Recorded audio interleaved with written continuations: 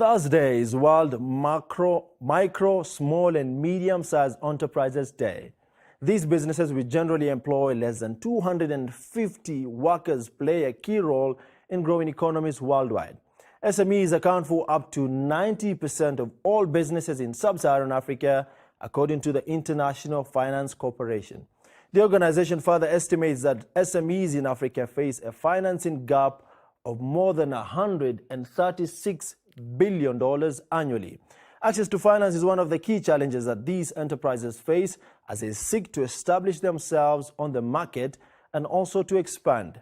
Most of these enterprises do not have access to lending from traditional funding institutions, and I've been speaking to Jules Ngankam, who is the Deputy Chief Executive Officer at the African Guarantee Fund. I started by asking him why most SMEs die within the first 2 years and how this trend can be reversed. What I would say, what makes the SME to struggle in Africa, there are various kind of reasons. So I think the first reason is the level of infrastructure in Africa. The level of infrastructure is still very poor.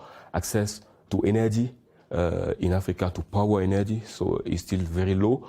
Access to finance, and this is why I'm here. Also, the legal environment. The legal environment still is still a challenge in Africa. And what I would say lastly is the human capital. Then how can this be cured? Okay, to cure that, I think some belongs really to the policymaker, like infrastructure, access to energy and all that. But us at AGF, what we are trying to do is to bridge that financing gap between the financial institution and the SME. I mentioned earlier access to finance. This is why we are here. So we are trying to see how we can bridge that SME financing gap by providing financial guarantee and also technical assistance to the SMEs and to the financial institution.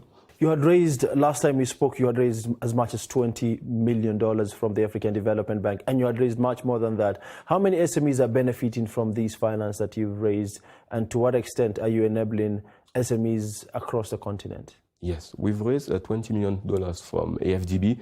On top of that, we were able to raise in total $150 million since the inception of the company. Just last year, we've raised $90 million. So thanks to that money that we were able to raise, we were able to unlock $2 billion for the SME across the entire continent. We've done that in 40 countries, and in total, 20,000 SMEs were able to benefit from that financing, and in turn, they were able to create around 120,000 new jobs. 120,000 new jobs. A number of SMEs have also struggled with when it comes to formalizing their businesses. How can they really formalize and join the formal economy? Yeah, I think that has been always a big challenge for the SME. So I think the best thing what we can do for them is just to put in place the correct incentive.